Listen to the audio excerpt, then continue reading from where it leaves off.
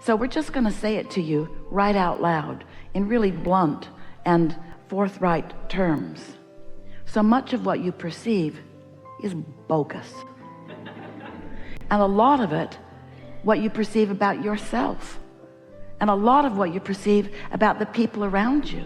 You misunderstand a lot of things. You jump to a whole lot of conclusions that do not serve you. Now, did you notice we didn't say a whole lot of conclusions that are wrong? We mean a whole lot of conclusions that don't serve you, because what you perceive is valid, because you created yourself into that perception. And this moment in time that you're perceiving is a manifested moment. So I want to tell you a story of something that happened to Esther a couple of weeks ago, so that you'll really understand what we mean about perspective, perception, perceiving, point of view, opinion, what you think is going on. Esther has a house and a guest house in Southern California, and she was there the other day, and she was sitting at her desk looking out of the window. Her desk is in her living room, and she put the desk there because it was the best place to see the ocean from where she was inside the house while she was working. And she hadn't been there in a while, and she hadn't really been paying much attention to the ocean. And she was working on some projects, and she looked up from her desk and looked out toward where the ocean should be, and couldn't see it, because with all of the spring rain, her own trees and bushes had grown out from the border of her property line and had obscured her view. And she thought it was funny that she hadn't even noticed that, but the ocean was gone. She knew it was still there, but she couldn't see it. The gardeners came later that day, and she said, I'm blocking my own ocean view with my own bushes. Now, she is commonly asking them to trim the portocarpus trees, big tall trees that surround the property, so that the neighbors on the hill behind her have a better view over her. She is very conscientious about not blocking the view of her neighbors, and so it was funny to her that she'd completely obscured her own view. And she said to them, could you trim those trees so that I can see the ocean again? And they said, yes, we will. We'll trim them back. And then they said, but there's another tree down in the ravine that is also covering part of your view. And Esther said, well, take a look at it. She said, I only own half of this ravine, so make sure that it is on my property. But anything you can do to clear out my view, thank you so much. And so she went back to work. They went to work. She met a friend, went off to lunch, and was gone all afternoon. And when she came back, she went out on her deck and then into her living room, and then she looked out, and the ocean was back. And she was so happy to see it. And then she looked out across the way, and she saw something that put her heart right in her mouth. 2 big tree trunks cut all the way down to the ground, big ones. And she thought, oh, how could they have misunderstood me? I thought I was so clear. And then she thought, I am going to jail. So she fretted about it and tried not to think about it, and fretted about it and tried not to think about it, and then distracted herself with other things. And a day or two went by, and she was rationalizing, thinking, well, they must have misunderstood me, because I certainly didn't mean for that to happen. And this house where these tree trunks were near, very near, was under renovation. And Esther thought, maybe they are new owners and they don't know those trees were there. Didn't help her feel better, but she tried to think that thought for a day or two. And then she looked out one day, and there was a man in a suit standing out on the patio. He was looking at those tree trunks, stumps, those tree stumps, all the way to the ground. And then he took his phone out and took a picture.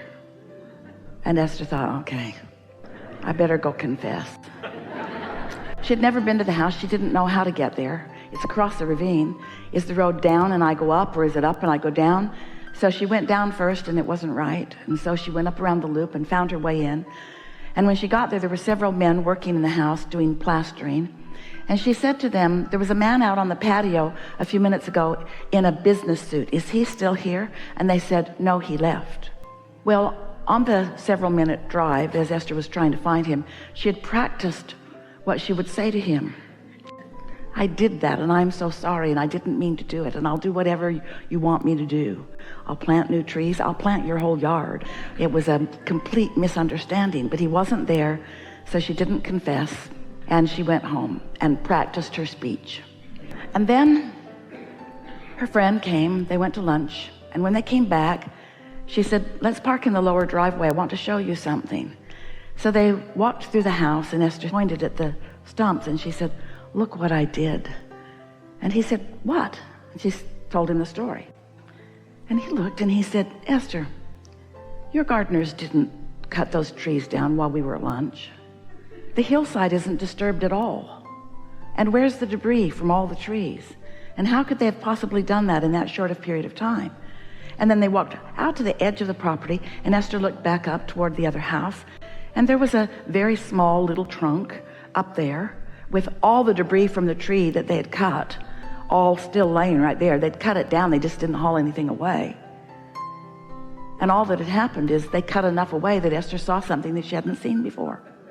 But because of the circumstantial evidence, because of the conversation, she wanted her view, she didn't have her view, she communicated, wanted to make sure that she was communicating clearly, and then saw something that seemed entirely different than what she'd meant, which is something that she lives from time to time, a lot. She says to herself, I must use more words, make sure that I'm clear. And we say, just be in alignment and you'll always be clear. So this has been a sort of ongoing conversation, but Esther completely misunderstood the situation. And this is the part that shook her up. There must be all kinds of stupid things that I believe. All kinds of irrational things. How irrational was that? That these great big trees could be completely cleared in the course of a lunch and a little bit of shopping, and completely hauled away, as if a helicopter had come in and just hauled it away when they cut it at its base. When Esther thought about it, she felt foolish. None of that made any sense. But for days, she had believed it completely. Our work here is done. How many conclusions do you jump to? How many little pieces of things do you hear? How much do you decide is the way something is just by your brief glimpse into it? How much of what you believe was because somebody that you trusted believed it, and they told it to you often enough that it became the story that you told? You know your point of attraction is something that is under construction all the time. And so you stand with these beliefs, with these perceptions about things. And those perceptions are attracting all kinds of experiences that reflect. Esther's friend said to her, as he was looking at this, you know, Esther, when you told me that that had happened, it just didn't ring true to me, because that didn't seem like something that was in your point of attraction. But understanding perception sure was something that was in her point of attraction. Understanding that things are not always as you believe them to be. So if you think, just because right now you don't have a lot of money, that you're incapable or unworthy of it, that's circumstantial evidence maybe that you've picked up along your physical trail that is not valid. It doesn't have anything to do with your ability or capacity to attract right here and now, unless you keep that belief active within you. And if it is active within you, then the circumstances of your life keep reflecting it in ways that make it keep seeming true. And sometimes you have the benefit of a really good friend like Esther did, who was willing to stand there with her in her pain and evaluate what she was evaluating and not be influenced by what she decided was true. That's why Jesus and so many like him were able and are able to heal.